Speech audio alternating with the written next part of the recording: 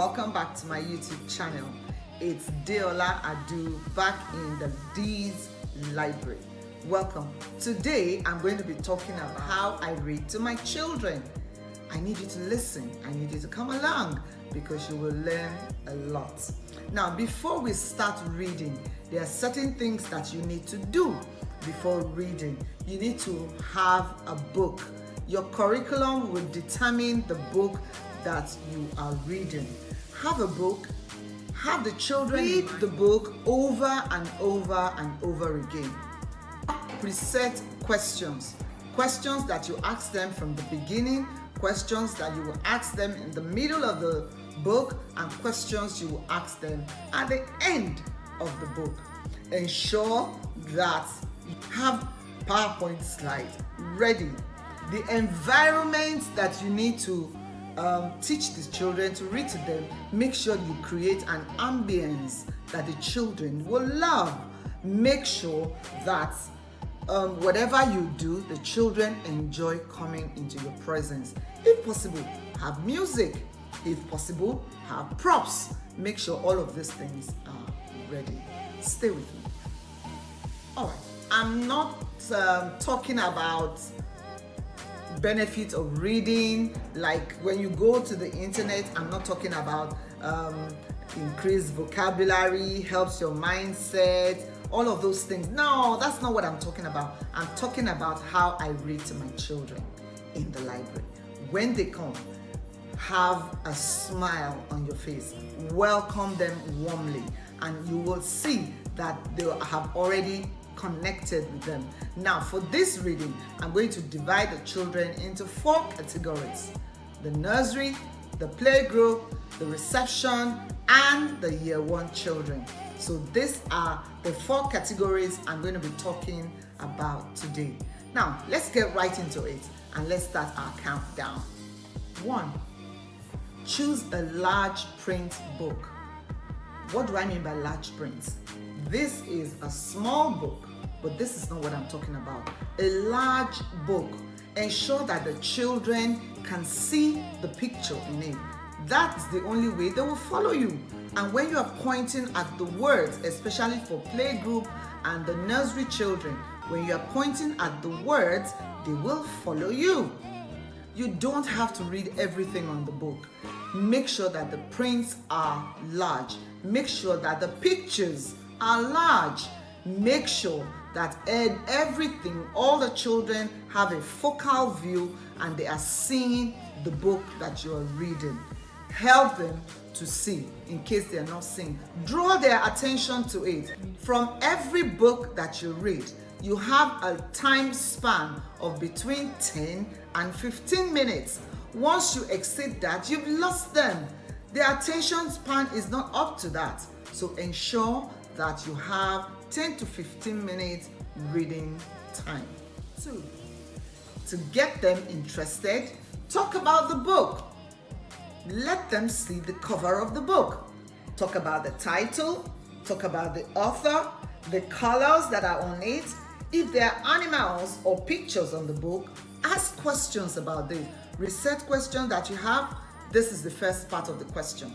Talk about the book, the colors, relate it to what they're wearing, relate it to what is around them all over in the environment. Make sure you ask them, what kind of animal is this? What sound does this animal make? Moo. Get 1 or 2 of the children to make the sound. See, they will have their own idea of what they think the book is all about. That way you know what they already know, and then you'll be able to walk onto that into what they don't even know. 3. Be dramatic. Get into character. Funny voices. You can repeat yourself as many times as possible just for them to get into the tune with the book. As dad, make sure you have a deep voice talking about daddy.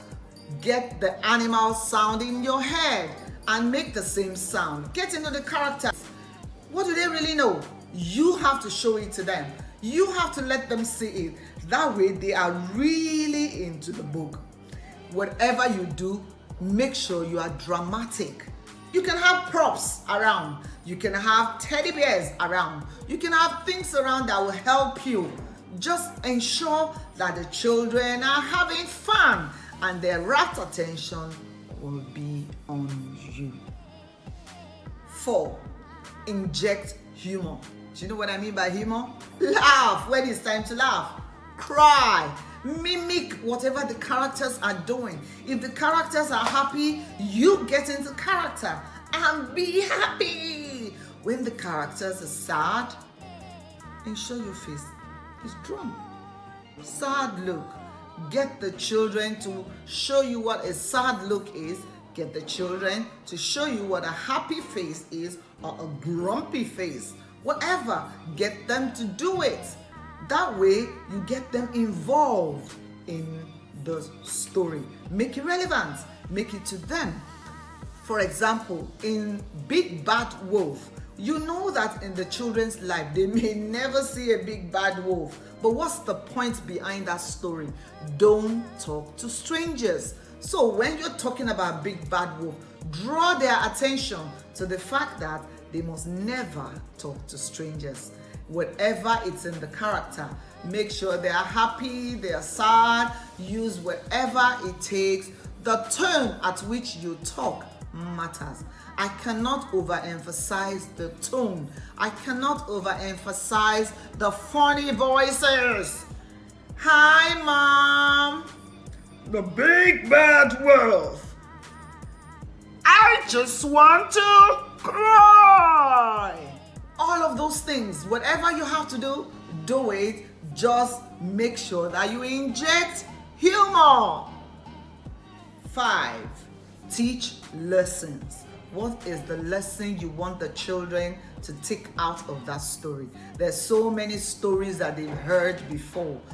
The success of the story that you are reading is in your hands. If you read it in a very drab manner, it's just going to be one of those stories. They are not going to listen. But if you bring out all the things that we've talked about in 1, 2, 3, and 4, you will find that the story and the book you're reading is a success. Teach lessons. What do you want them to get from the story? Make sure that your preset questions are tailored towards that goal. Ensure that the environment is also involved. Whatever you find in the story, bring it home. Bring it to their environment. Let them relate the environment to the goal of the teaching in the book. Now, don't forget to like and subscribe to my channel. Stay tuned because I'm going to read a story to you titled The Sick Lion. And you will see a little bit, just a little clip of how I read in the library. Let's go. It was a very hot day and Lion was hungry, but he felt too hot and tired to hunt for his food. How can I get my dinner without running around in the sun? He thought. I've got an idea, Lion said with a grin. My dinner can come to me instead. He put on his pajamas and said in a loud voice, "Poor me! I am so ill. I must stay in bed." Right. I hope you enjoyed that story. I also would like to show you 3 things that I think you will need in telling your story. The place of role play, the place of video clips, and the place of music. Please provide these 3 things for the children. Show them a little video clip and bring it back to the story so that they can relate. They can have pictures in their head as they are listening to your story. Let there be soft music around. I do that a lot. When I'm reading to my children, I play soft music and I cajole them, depending on the kind of books you are reading. If it's the hip kind of music, like the Big Bad Wolf, there'll be times when the music will go up and down, but ensure that there is music around. And ensure that the children, if time permits, ensure that the children do a little bit of role play. Give a B, C, different characters from the story, and let them do a role play. That way, you will get whether they are following you in their minds. You would be able to assess their understanding. This is key. I've come to the end of my 5 tips. Thank you for staying with me this long, and thank you for watching my YouTube video. Like and subscribe to my channel. I'll see you next week from this library. Bye guys.